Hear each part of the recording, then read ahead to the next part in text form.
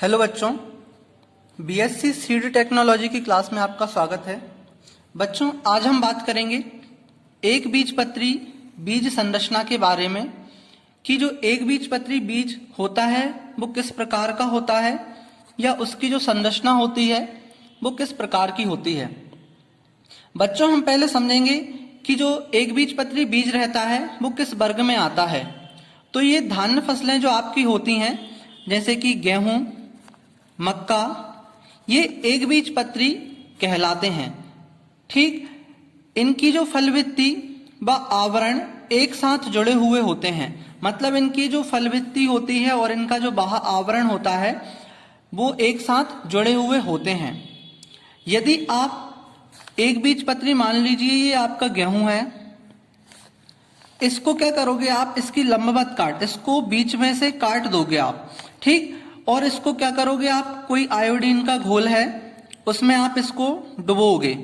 ठीक बच्चों, अब यदि आप ऐसा करते हैं तो जो आपके गेहूं का बीज है इसके अंदर उपस्थित जो भ्रूणपोष है बच्चों, वो क्या होगा, आपका नीले रंग का दिखाई देने लगेगा। ठीक, तो दाने की लंबवत काट को आयोडीन के हल्के घोल में रखने पर नीले रंग का भ्रूणपोष दिखाई देता है। हम समझेंगे कि भ्रूणपोष और भ्रूण होता क्या है। यहां पर हमने मक्के के बीज की संरचना को लिया हुआ है और ये इसकी संरचना का लंबवत काट है। यहां पे हमने जो मक्के का बीज है उसको लंबवत काटा हुआ है और आपको कुछ इस तरह का बीज संरचना दिखाई देगी। बच्चों, जो ये पार्ट है ये आपका वर्तिका के अवशेष कहलाते हैं, मतलब आपका ये जो पार्ट आता है वो वर्तिका के अवशेष के अंतर्गत आता है। ठीक बच्चों, जो सबसे सेंटर वाला पार्ट होता है वो क्या कहलाता है, आपका भ्रूण कहलाता है। क्या कहलाता है, एम्ब्रियो, हम इसे एम्ब्रियो भी कहते हैं। और इसके बाद वाला पार्ट मतलब भ्रूण से ही जो सटा हुआ भाग होता है, चिपका हुआ भाग, वो भ्रूणपोष कहलाता है।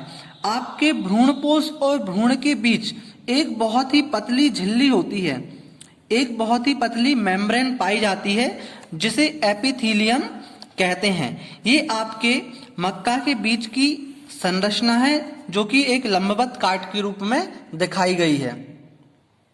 अब हम चौथे पॉइंट की बात करते हैं। तो एक पतली झिल्ली भ्रूणपोष व भ्रूण को अलग करती है जो एपिथीलियम कहलाती है, जैसा कि अभी हमने अपने डायग्राम में समझा है। आपका जो भ्रूण रहता है बीज का वो दो भागों में बटा हुआ होता है, पहला बीजपत्र और दूसरा बीज अक्ष। अब हम समझेंगे कि जो बीज अक्ष होता है वो कितने भाग में होता है। जो पहला भाग रहता है वो मूलांकुर कहलाता है, इसे ही हम जड़ कहते हैं। क्या कहते हैं, जड़ मतलब रूट।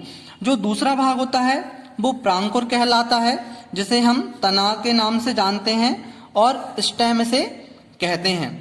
तो ये था हमारे एक बीजपत्री बीज की संरचना के बारे में जानकारी। आई होप आपको समझ में आया होगा। यदि आपको कोई डाउट है तो आप कमेंट बॉक्स में कमेंट करके डाउट पूछ सकते हैं। Thank you.